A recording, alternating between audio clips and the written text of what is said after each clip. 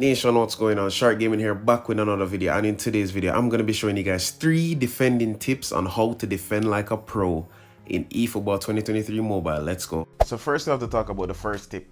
The first tip is actually learning how to defend crosses. That includes ground crosses as well as high crosses. So as you can see in this first example right here, what I do is that firstly, I try to always bring a player, whether it's by double pressing or by single pressing, to bring a player to the player that's on the flank so I can block the initial cross.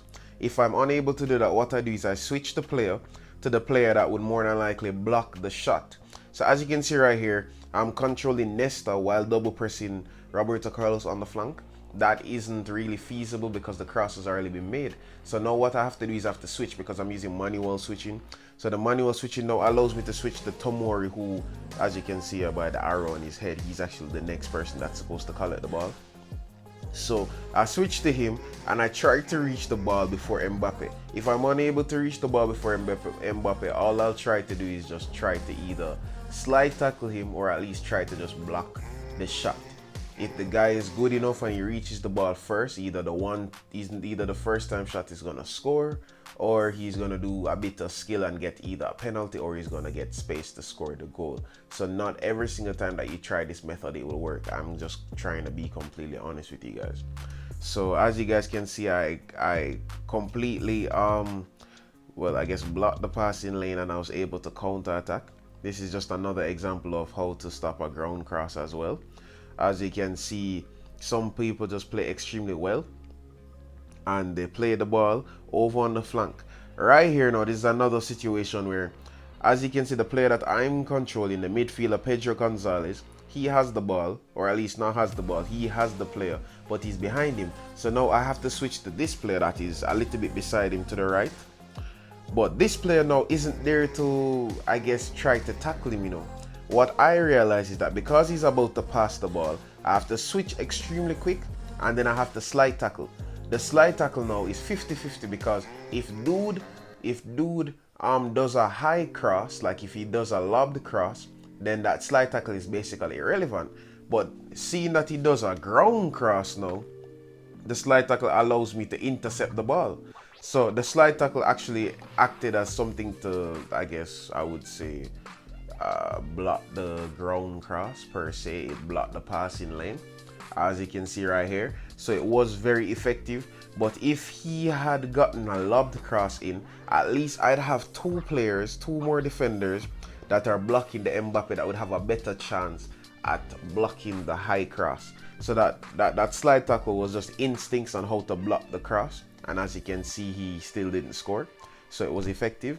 Now this is an example of a high cross. High crosses are a little bit different and it's a bit more inshallah. The reason why I say inshallah is because, okay, once he puts in that cross, you have to automatically find the player that's inside the box. Usually, obviously, you have defenders, tall defenders. In this case, I have Roberto Carlos. Surprisingly, his heading is actually very good. So usually you have tall defenders. What you do is you just release. Literally all you have to do is just wait till the ball is in the air, it's about to get to your player, and then you just press clear. Suddenly Roberto Carlos literally out jumps. I'm not sure if that's Mbappe or that's, I don't know who that is, but Roberto Carlos shouldn't be out jumping anybody, but his leg strength is actually pretty good, so I guess that's why he out jumps, you know, the players. The other defending tip right now is actually learning how to block passing lanes by just pressing. So this is what you call manual defending. As you can see here, manual defending is actually, in my opinion, when you either use the player that you're controlling to be the last man, or you use the player that you're controlling to run into the direction of the player. Usually when you run into the direction of the player, as long as they don't do a very effective skill at that, they usually don't get to pass you. And even if they pass you, you can always either call the keeper or you can always just control another player. So as you guys can see here, I controlled Roberto Carlos and kept Roberto Carlos behind Rafael Leao. I used him and controlled him manually to keep him behind Rafael Leao. So I'm blocking his passing lane. So me blocking his passing lane now enables me to just get the ball off him. If you see this example right here, I got the ball off of him. And then I started a quick counter attack because I'm using quick counter play style, and I was able to score a goal. So using this can actually help you to score more goals online in online matches, you know what I'm saying? Because you're defending better. Now, will it always work? No.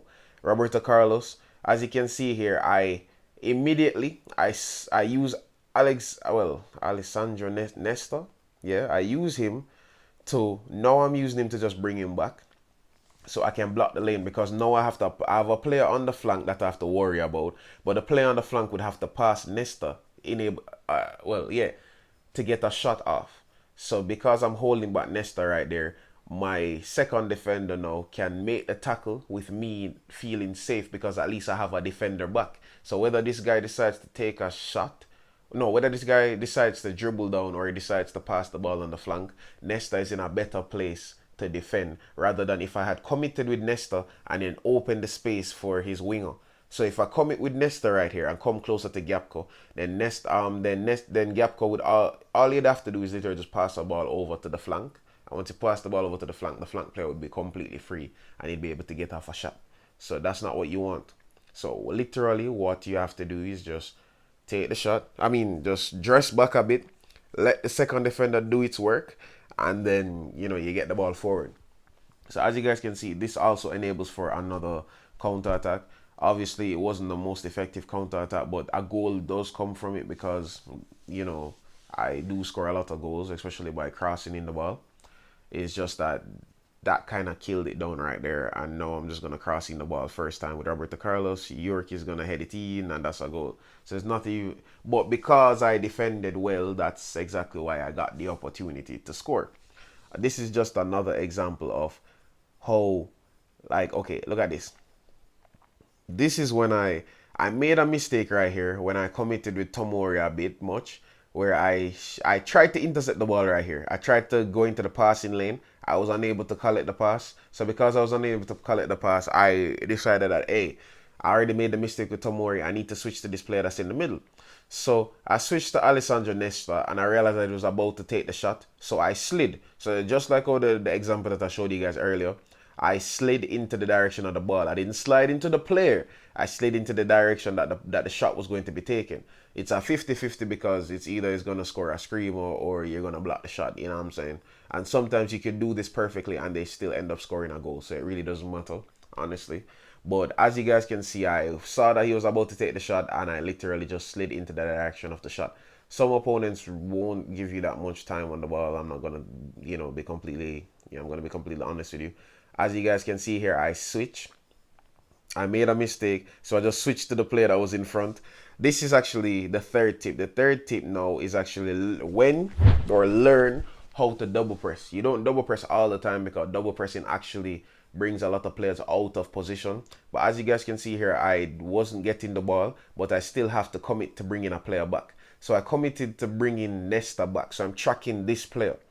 Instead of going towards Gapco, as I said earlier, you bring the ball, or at least you track the player that is making the run, because you already have a defender that's on Gapco. So now to enable that defending, all you have to do is press, and just swipe down and hold.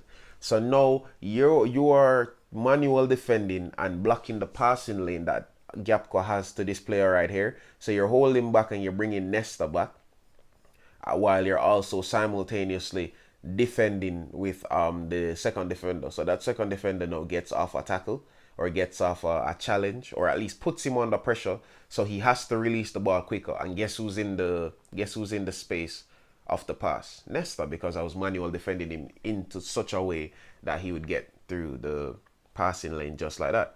And just because of that, you're able to make a lot of counter attacks because you block the passing lane effectively. And as you guys can see here, a very good counter attack comes from this. Roberto Carlos swings it in. York, hits it wide, but that's completely fine. And this is another example of the double pressing, when to do it and when not to do it. So this now, I won't even lie to you, dude probably should have passed it on the flank sooner, but I guess he didn't really think that I would have tackled him with the second defender. I was just walking with Pedro Gonzalez, because honestly, I was saying to myself, okay, as soon as he passes on the flank, I'm probably going to need to sprint down and block the cross.